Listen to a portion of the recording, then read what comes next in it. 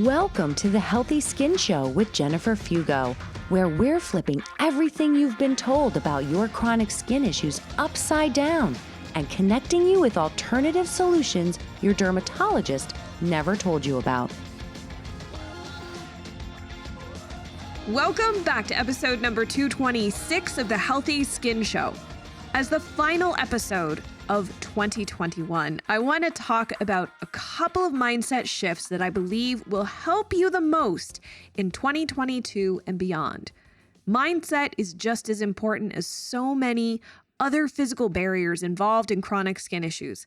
It's the thing that will either help you stay the course or trip you up completely so much that you're bailing on everything you do after a week or two. It's not about toxic positivity where you force yourself to pretend that everything is all rainbows and sunshine, even though you're struggling in that moment. That is a very disconnected mentality that often only makes people feel worse, as they essentially deny what their experience is. Instead, I want to share a few tools that you can practice daily and use with the intention to help keep you supported during the toughest moments. The truth is that when your skin is stable and good, things are easy. But when your skin is on fire and at its worst, this is the moment when the mindset shifts you practice daily really come in. And that's why this first part is so important to hear. While mindset shifts are something you can seek out when you're struggling, you'll probably get much further along if you work on it daily. Because when you're really in the thick of a serious flare or life goes really, really wrong, most people revert back to old mindset patterns that often aren't helpful. The truth is, mindset is a commitment to embodying ideas or concepts consistently, day after day after day. It's frankly boring, repetitive inner work, but it serves a purpose. Sort of like when you're learning how to play an instrument or do something new. You're likely not gonna do it naturally on the first try, maybe not even on the 17th or 25th try. But with practice, whatever you're doing eventually comes more easily. Like when I started learning to play the piano versus being 5 years into daily practice and weekly lessons. My fingers moved more fluidly, and some difficult pieces I had even memorized at that point. The same goes for your mindset. It's something that you anchor to daily, which makes it easier on the days when things aren't going your way, or you're in the flare from hell and the waters around you are choppy. It helps you to stay the course because you're anchored to something that's meaningful.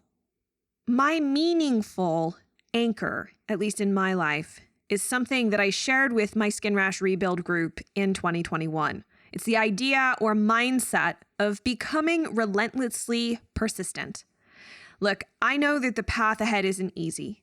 There are days you'd probably much rather turn off the alarm, pull the covers up over your head, and call it a day. But if you struggle to make any changes because you're anticipating everything will fail, and you do not feel hopeful, then it's highly likely that your beliefs will shape your reality. So why would you ever be consistent in actions that you take if you fundamentally don't believe in them?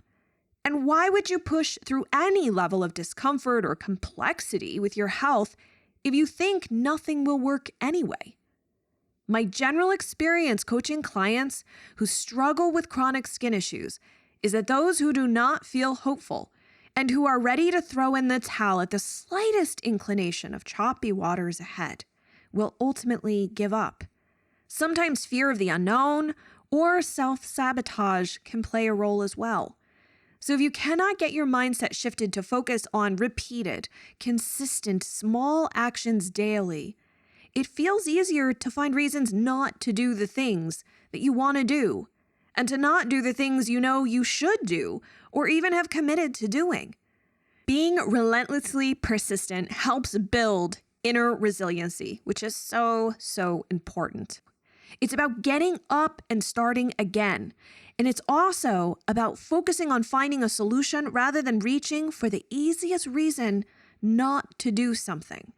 To be clear, it's okay to feel uncomfortable emotions that can come up on challenging days. I don't want to imply that you should just push through them. I'm frankly a big fan of having a pity party with one little caveat, a time limit of about 20 to 30 minutes. This is the time to be upset, cry, scream, sulk, do whatever you must to feel the uncomfortable emotions coursing through you, to let them go. And then when the time is up, the pity party comes to an end so you can get back to focusing on the journey ahead. So for me, being relentlessly persistent has helped me cope with a lot of physical health issues over the years. As a person living with chronic back issues, I have come to accept over the last year that I do not know what back I'm going to wake up with, because who knows, it could be a good back day or a horrible back day. But I take actions that I know are necessary. If I have pain, I focus on what I can do, and I do that thing that is possible for me in that moment. It helps me stay consistent and thus relentlessly persistent, and it helps me build that sense of resiliency. So at the end of the day, cultivating resiliency is so important for you to help you stay strong through the ups and the downs of what lies ahead, no matter if it's to do with your skin or other life matters. Either way, focusing and taking consistent action, no matter how small, is really, really key. Before I sign off, I wanted to share a couple more tips that could be helpful along the way. First, ask for a culture to be done by your doctor. It doesn't matter, it could be your dermatologist or your primary care or GP. If you show signs of a skin infection, there's absolutely no need to suffer simply thinking that it's just a flare or that you need to tighten up your diet to get your skin under control. I have met too many people this year online and within my practice who have suffered for lengthy periods of time because they didn't realize that their flare was actually an infection.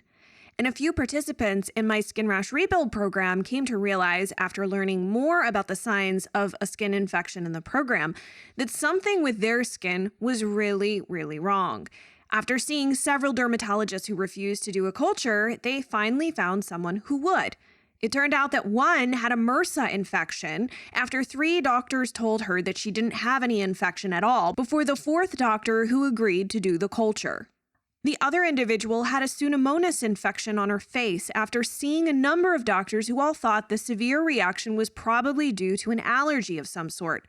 One doctor went so far as to tell her that because it may have been due to an allergy to the ink that was used in her printer, and she had touched the printer paper once it had been printed on and then touched other surfaces in her home, that now she had this allergen basically all over her home that she was constantly coming in contact with.